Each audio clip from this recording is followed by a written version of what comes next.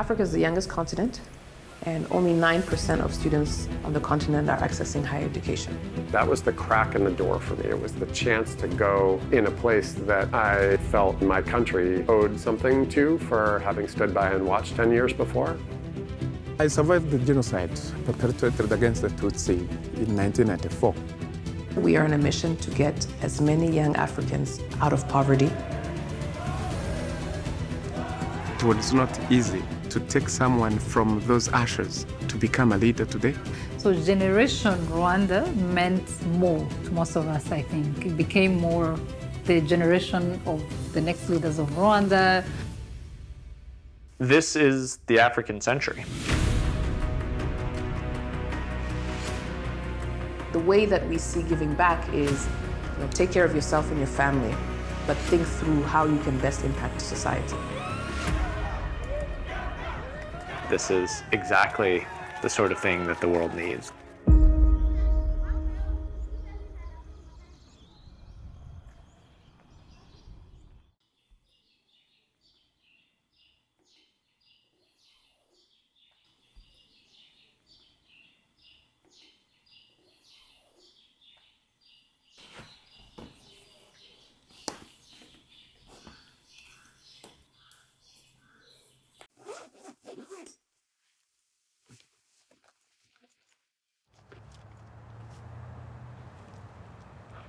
Now you can see the volcano. See this one? That's Bisoke, that's the one I'm hiking. We'll have to drive at least 20 minutes and then hike for about an hour before we get to the park entrance, like the actual bottom of the volcano.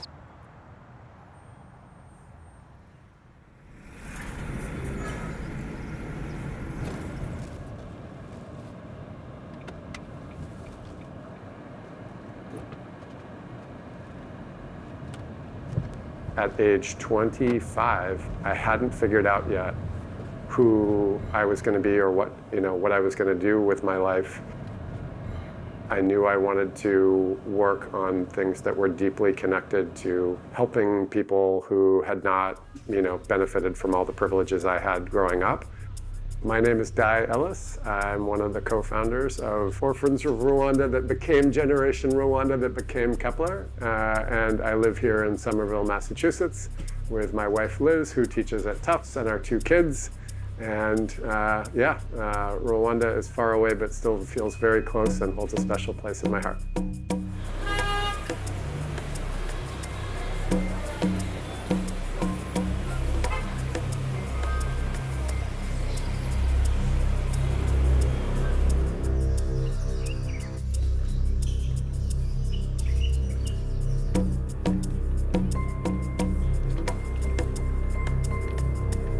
Three people came and they killed my father.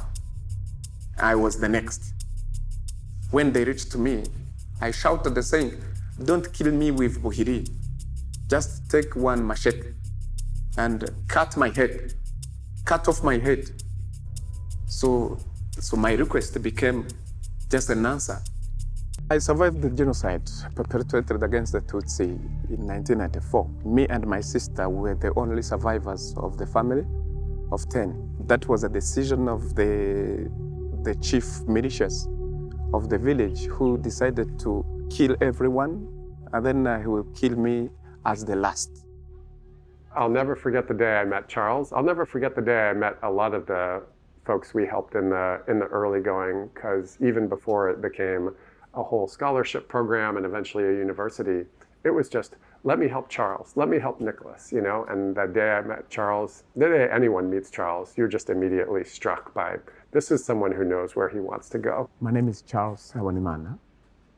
I'm the Kepler alumni, as well as Generation Rwanda and Orphans of Rwanda. I started this program in 2005. It's almost 20 years now.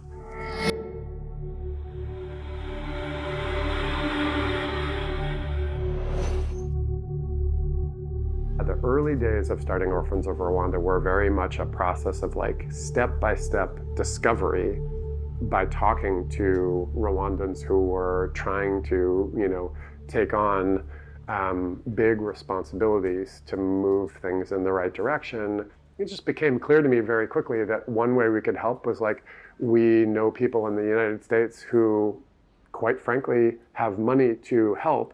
The ideas, the effort, the inspiration is going to come from people in Rwanda. So how do we kind of partner with them to move things in the right direction? The Orphans of Rwanda started with few students. I lived in orphanages, one in South, but the second one was in Kisimba Memorial Center in Kigali. And that's where Orphans of Rwanda found me. I was privileged to be selected among the first groups. It was our first experience coming from orphanage to the outside life. The more we met with young folks at these orphanages, the leaders of these orphanages back in the very beginning, the more it became clear there's actually an organization that we could build here that would enable us to provide support in a really sustained way. Initially, it was a handful of our friends in Rwanda, family members of ours back in the United States who came together to put this organization in place, and then start reaching out to everyone we knew to basically tell this story and try and put the faces front and center and attract as much funding as we could to go make it possible.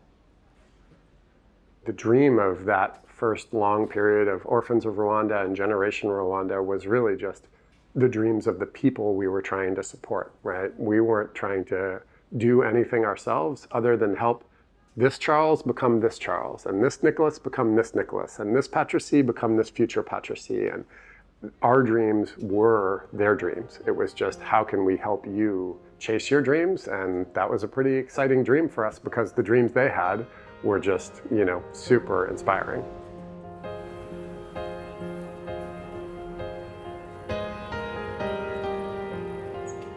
When we got this scholarship, we almost didn't believe it. It was too good to be true. There are no strings attached.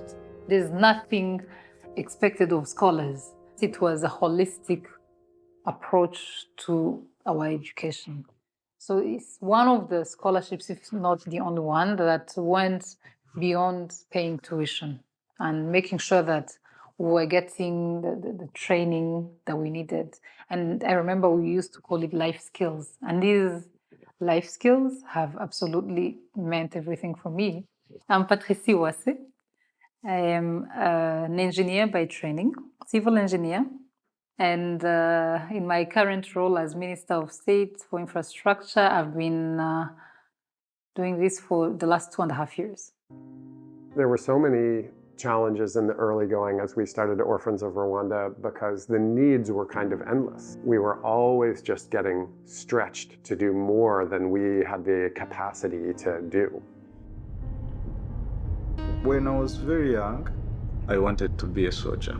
I joined the karate clubs. I felt a sense of protection. I need to be able to protect people and protect myself. So it was a two sense, others and myself. We used to imagine that the city of Kigali, as we were hearing from the village, that it's a place of stars where things are a very nice place. But when I got here, it was chaotic. There was a lot of ruins from the war and the genocide. And I felt a sense of responsibility in changing the image. So I wanted to have a better image as I was imagining before. My name is Captain Architect Patrick Kayeye. I'm a member of Rwanda Defense Force, working as head planning and design at Engineer Command. During my high school studies, that's when I got acquainted with architecture.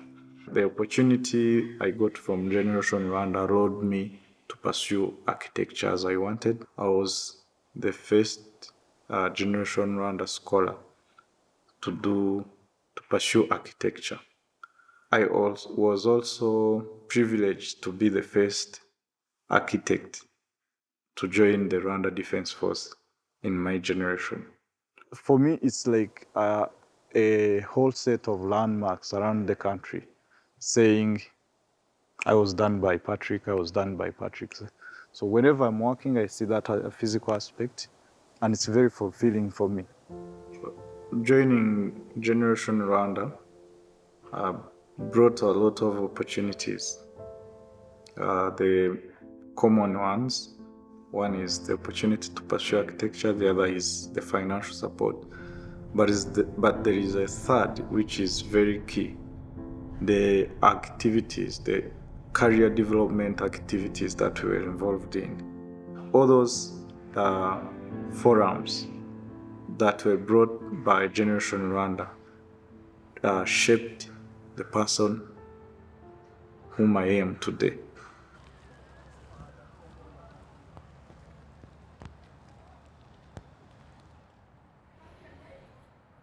This project was initiated by the city of Kigali. It's a resettlement project, so whereby they temporarily relocate the people occupying the land, and they come redevelop the land.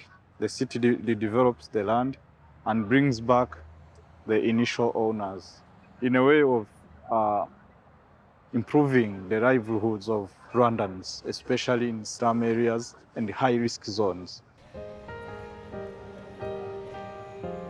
Seeing the lives of Rwandans improving and improved by the Rwanda Defense Force taking part in it, and me being at the very center of it as well, it really makes me feel proud.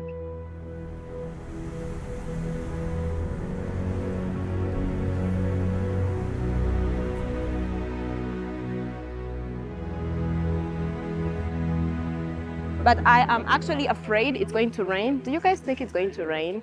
Like looking at the sky. But I guess if it rains, it's going to add to the experience. But yeah, wish me luck. I don't need luck. I'm going to make it to the top. When I came in as orphans of Rwanda, I felt that I was part of this group of orphans. You know, I'm an orphan myself. At least at the time, I considered myself so. Now that I'm a mother and past all those years, I don't necessarily qualify myself as an orphan. So Generation Rwanda meant more to most of us, I think. It became more the generation of the next leaders of Rwanda, the people who are going to shape Rwanda in the next 20, 30 years, which we end up becoming anyways, 20 years later. And I felt that Generation Rwanda was more empowering. For example, we learned how to keep time. This was a huge, important feature of the program, making sure that we were on time, things started on time. For people who were late, you know, the punitive actions that were taken against them. And all that throughout the program definitely shapes who you end up being. For example, even as a government official, I always make sure we start on time. You see, even this is under my docket, my portfolio, electricity. And I'm always asking my colleagues, is this how we should do it? Why do we have cabins and big towers like this in people's neighborhoods? Ultimately, in 2050, when Rwanda is high income, it changed it all. It's all this problem. And done like it's done elsewhere. For me, it's more about the impact our work has on people. So what helps even as it gets tougher is when you hear someone say, yeah, this policy you passed has meant this for me, or this project you've built has literally transformed our town, our city. There are moments definitely where I felt really proud to have served. For example, when we built buildings in Kigali that made a significant imprint on how our skyline looked. When the convention center, for example, was completed, you know, and as little or as much as I contributed to those projects, the fact that they're now running is a moment where you look back and you realize that we've been doing quite some good work. so many people are successful thanks to the program, thanks to Kepler, thanks to Generation Rwanda. Today, I'm the managing director of Rwanda Airports Company. Rwanda Airports Company is the state-owned company which manages and operates all airports in Rwanda. We're no longer vulnerables.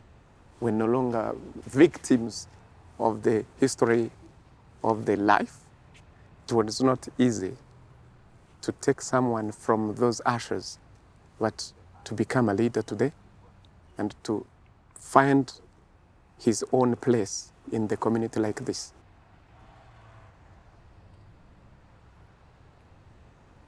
The transition from Generation Rwanda to Kepler was almost like starting the organization all over again, because we were shifting from an organization with this level of complexity to an organization with this level of complexity. Running our own learning experience, eventually our own campus and university, was just a dramatic increase in the ambition of what we were trying to do. And that required not only a whole new level of fundraising and, sort of deeper strategic thinking, it required a whole new crop of people to help us pull off that more ambitious mission.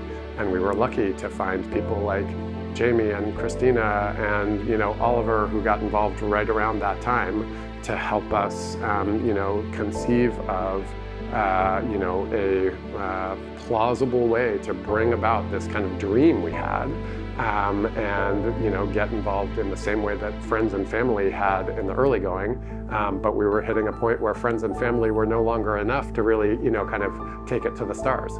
We went from a place of maybe we're trying to, help kids at an orphanage be able to play basketball and give them a well-inflated basketball, to the point where we have a campus and a basketball team that's doing really well, and we've become a full-fledged university. It's really astonishing to watch the arc of the journey like that.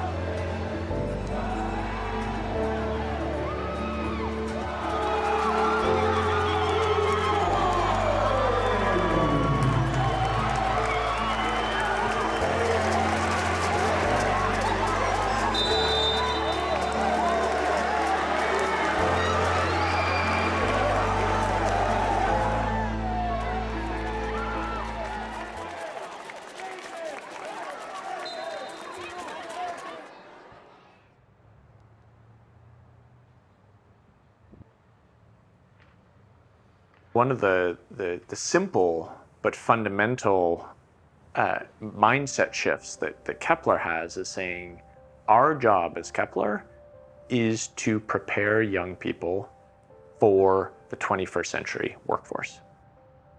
My name is Oliver Sabat, and I'm chair of the board of Kepler. I joined the Kepler journey right when it was being conceived. So the founders and the board of Generation Rwanda were thinking about what was next. And from there, the model of Kepler as a new way of doing higher education on the African continent was born. The most important role of any board is to find, empower, and support great executive leadership, starting with the CEO and then the rest of the leadership team.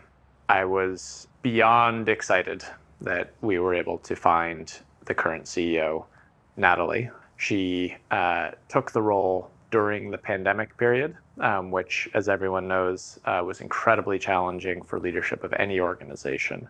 And she led Kepler through that time so that it not only survived, but actually thrived and grew through that period.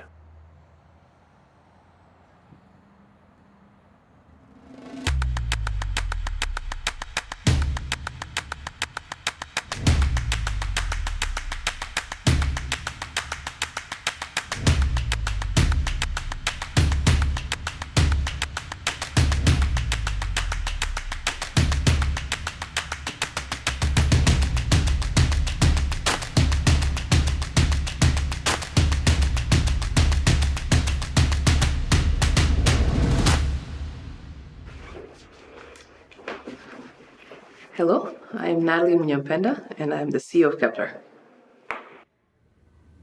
So this is, the experience is something that you do for yourself, to challenge yourself in the hand skills. It's just, it's good to know that you can fail. You can start a project, because it's a project, going to project. You can start a project, and somehow, if you don't have more guidance, more support, you might, find yourself, you don't have the result. I joined Kepler when the pandemic was just starting, we shut down and everything, so it was very challenging, but also that specific challenge allowed us to build from the ground up, build something new, just like this clay that didn't look like anything, and now that's a bowl. That's what we're doing, and even now as we build new buildings, a new green campus we're excited about. It's you imagine it, you look for the resources, and you build, and so it can become something beautiful, and it doesn't look like anything in the beginning. Kepler only exists today because of the bold vision and the commitment of the IKEA Foundation. We were still in very early stages of the conception, had built the team, had built the initial model, but actually bringing all of it to life into the world as an actual physical institution in Kigali was going to take far more resources than we had. And we sat down with the CEO of the IKEA Foundation at that time in a cafe, Per Higgins, and we explained the vision to him. And before the meeting was over, it's one of these famous coffee chats where on the back of a napkin, he said, "This is exactly the sort of thing that the world needs." And so we partnered with Southern New Hampshire University, and they were interested in expanding their education model, which is a competency-based model, internationally. We partnered with them because we had the same kind of mission and vision. They were mostly focused on refugee students, but we are one of their biggest sites that does both refugee and host community students. We recruit the students through our model. We have a very wide network of people. We have a 7-month foundation program. Because the degree is a fully online, self-paced degree. So it's a different way of thinking than the traditional degree. Once they get a hold of that, they pass the foundation program at Kepler. Then they start the degree at Southern New Hampshire University. The core partnership with Southern New Hampshire University has been transformative. They were named the most innovative university in America, and Kepler aimed to be the most innovative university in Africa, to have Africa lead higher education innovation globally. So the partnership between these two institutions was natural and resulted in students in Rwanda earning accredited American degrees on the same timelines or faster than their American peers and emerging ready to thrive in the workforce. We are currently in Musanze. I was born here, lived here for a long time. It is a place that's known for being a breadbasket of the country, friendly people. It's my home and I love it dearly. My name is Denise Umuhuza. I am the co-founder of Agati Library. I'm also an alumnus of Kepler and I currently work with the World Bank. But I'm also a creator when I'm not working. I really enjoy the world of storytelling. At the World Bank, my role involves really supporting the country manager in their role. I am often in rooms where we're doing policy conversations with the government.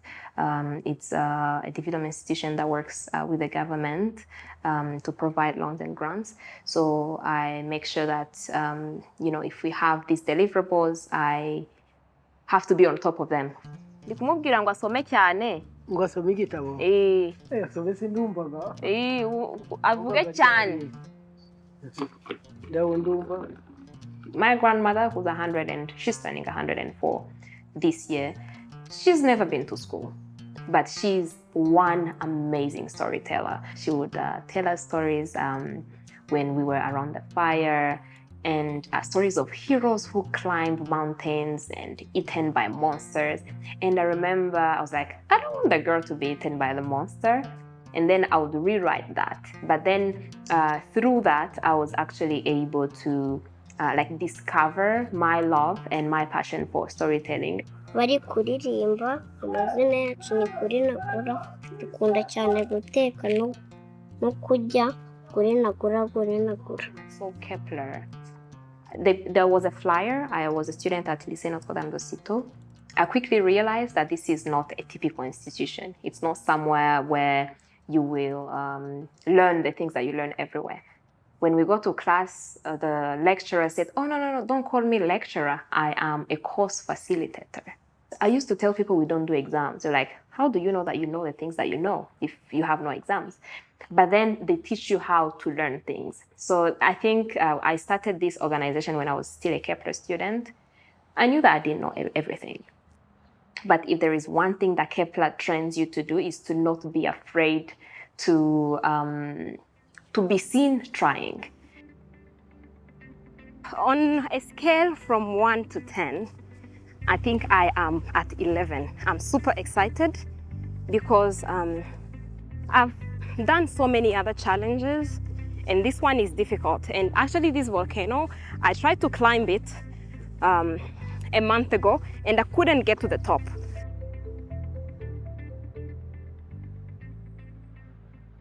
We've understood that many jobs are changing, roles are changing, and you will not be able to teach as a university everything that people need.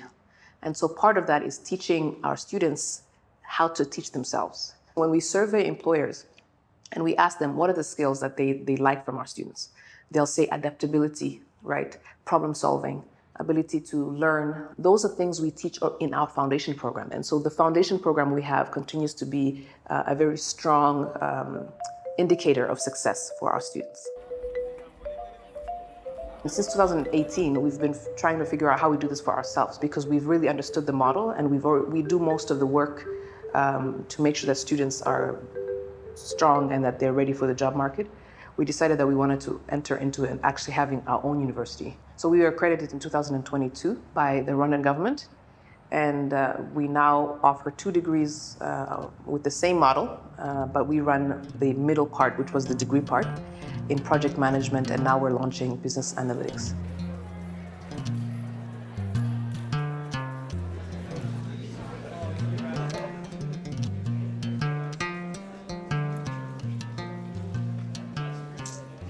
Welcome.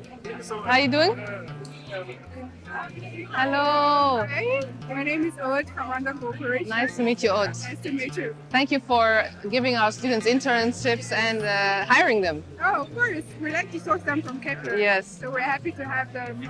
And they're usually our best performers. I'm glad to hear that. I hired some from on a full-time basis as well. Okay. Yeah. At Kepler, the leadership team, the board, the first thing we always talk about is the employment outcomes of our students. How many of our students are employed in good jobs 3 months, 6 months after graduation? We talk about it relentlessly. I'm from Kepler. Okay, good to see you. You recently graduated last year? And you're already working with them or interning with them? I started as an intern, but now I have a full-time. That's what we like. And 95% of our students get employed shortly after graduation. If you go around to most traditional higher education institutions in the world, they may not measure that at all. They may not know how many of their students gets employed. And even if they do measure it, it may be in the background. It may be not regularly discussed compared to other metrics. We were one of the first to have a satellite campus or campus in a refugee camp, and we did it because you want to make it an inspiration first to a lot of the young people in the refugees camps. We view them as people who have had less opportunity. They've been in horrible conditions, and so you have to build confidence as well. You have to make sure that you're going a little bit back. But once they get to Kepler and they start working, in the first year, you notice that they are skyrocketing much faster. As a young boy, I was always longing to be an actor. I used to be a movie addict. The movies that I used to watch were translated in Kinyarwanda. I was like, I'm either going to be an actor or a translator of movies. This home is where I live. I live now in Kigali, but it's my primary home. I actually come here often, so I was born here and grew up here. Yeah, so it's home. My name is Elisa Dushime. I was born in the refugee camp. I work at Rwanda Medical Center as the advisor in charge of programs to the Director General. If anybody could have asked me, what is your goal in life? I'd say making a lot of money, because I grew up with no money. So I wanted to make money. I'm the firstborn of my family. So which means there's some point that growing up, I need to provide for my family. Let's see that.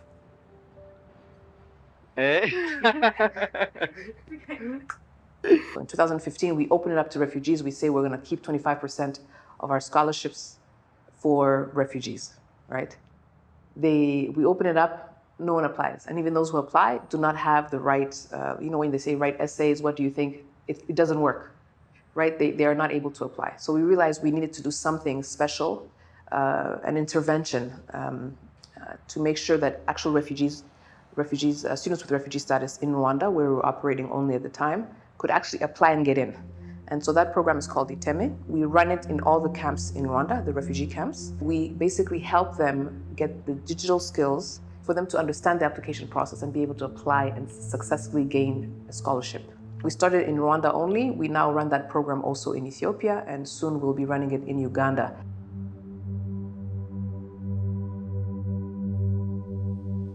If I talk about the way I got into Kepler, especially the Kepler Kigali campus, I thought that I'll go to the Kepler Kiziba campus because that's where most refugees people used to study. But then I think after application, after the exams and interviews, they selected like 4 or 5 people to go to study to the Kepler Kigali campus. So I grew up with no laptops. I couldn't think of people typing, not looking at the keyboard. I thought it was impossible.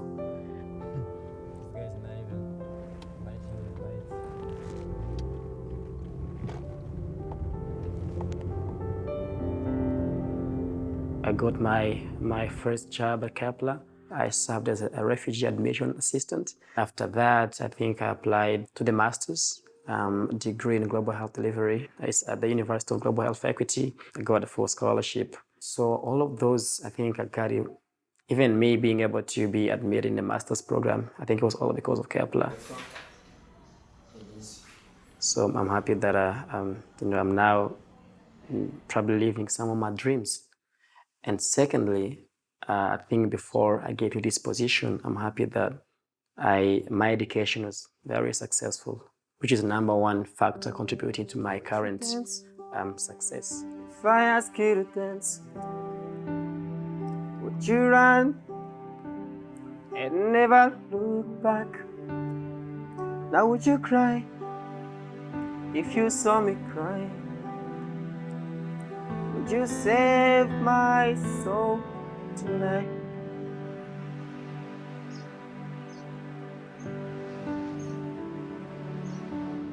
We have students with a disability. We've started a system of accommodations. How do we accommodate these students so that they can thrive at Kepler?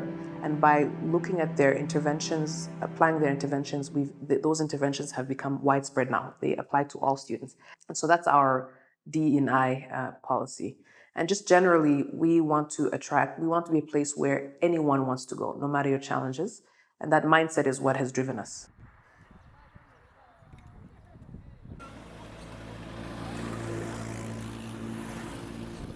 No, I'm excited to see you guys.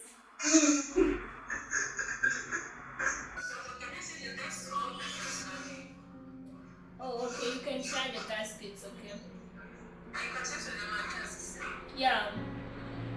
My name is Malaika Tonastina. I love art. A lot of people, that is the first thing they know about me. When I was around 4 to 5, my muscles started getting weak and I could no longer work. So I stopped going to school and started trying to go to a lot of hospitals. They couldn't find the reason, so I had to go to study in Southern Province, Nyanza. The most beautiful experience about me being there was that I was surrounded by a lot of kids who had like different kind of disability. It allowed me to see that I was not the only one, but it also allowed me to see that I had a privilege that I could use, because most of the kids that were around, like their families were not supportive, and mine was.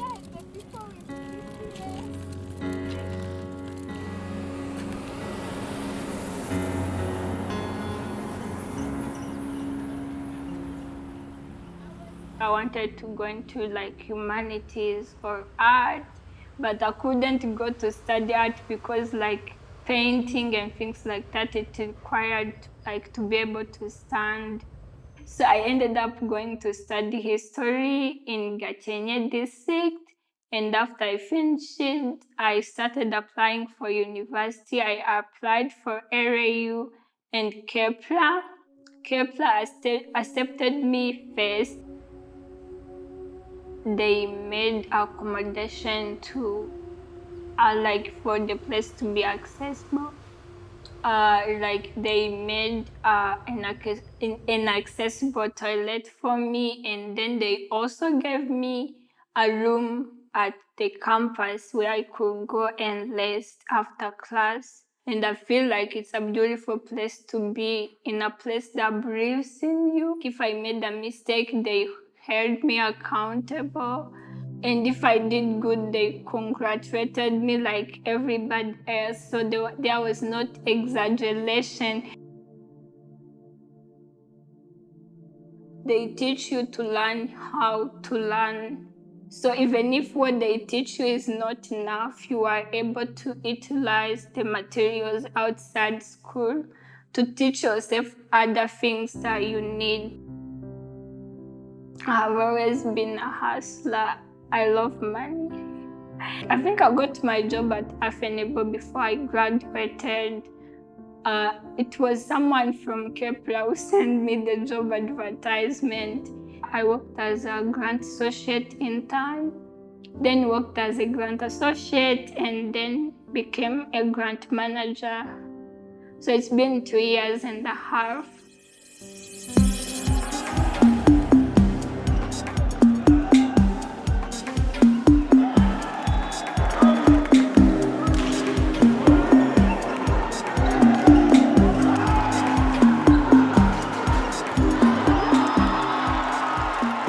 I'm really a passionate sports woman, and I believe sports as an industry is a future industry, is a current and future industry in Africa. There's a lot of money to be made, and we shouldn't let the world make money off of our athletes without our athletes and our young people being able to benefit from this industry. And we wanted to make sure that we get in on it, not just because it is an industry and we want to be on the map, but it also builds community within Kepler, the college itself, and here in Rwanda. We now recruit top athletes across Rwanda and very soon across the continent who come here and get an education. We have pro teams, we have development teams, and we want to also expand the sports that we go into. And a lot of that is about building the right infrastructure, getting the right coaching, getting the right support, and making sure that they are actually in school and finishing and doing well, because we want them to be successful after their playing career stops. We are now going to Kinigi for our weekly mobile library sessions. We have a growing community of kids who we meet every week. Together we read books, we write stories, we have fun, we play. So yeah, it's usually a great time to spend the afternoon. Are you kidding me? There's no other way except going back to town.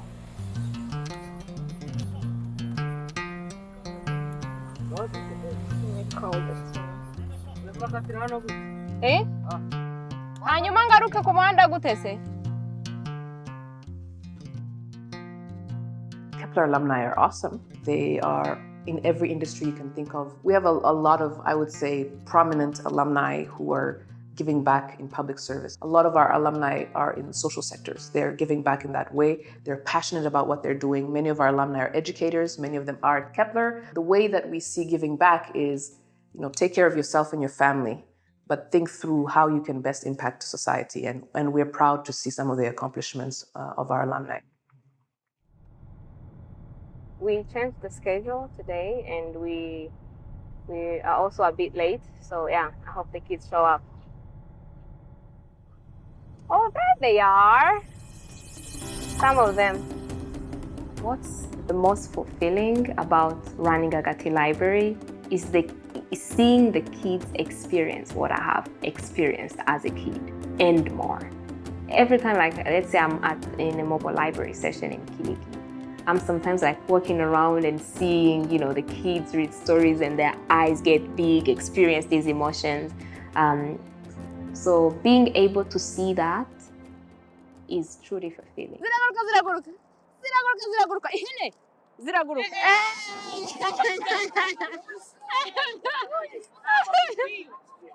Nawe ngwino uzi ugiye kumfasha kureba ababyica bose sibyo bose ntihagire ugucika.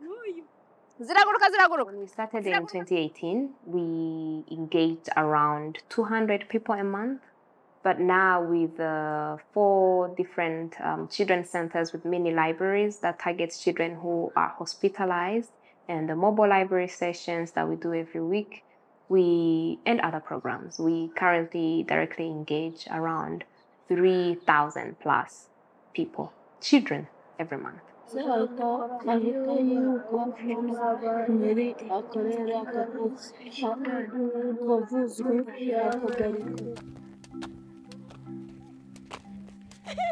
I just want a Rwanda where all the children can really get the value that storytelling. Carabanco!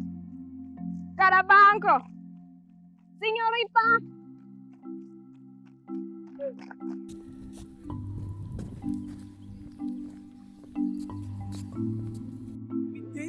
We did it! Uziko, I closed my exercise ring. Tutarana tangira.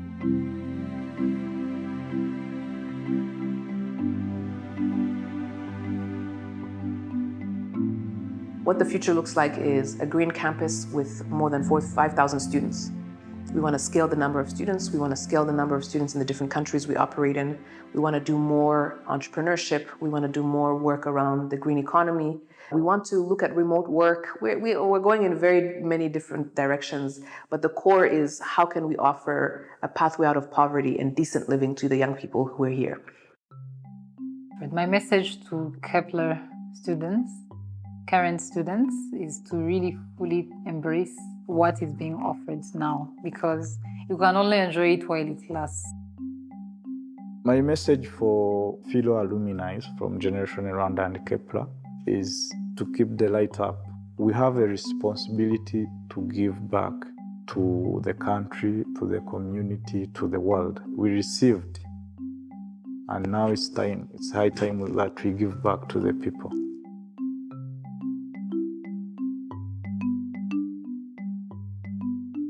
Africa is the youngest continent, and only 9% of students on the continent are accessing higher education. And Kepler has a model that has worked because we're getting the outcomes, the employment outcomes for our students. There are so many young people who deserve an opportunity to a dignified life. And we want to work with those who are interested in this mission. It's an important mission, and it's important for the world. If young Africans are working and employed, the global economy will do well. And Kepler is on a mission to do this in a scalable, affordable way.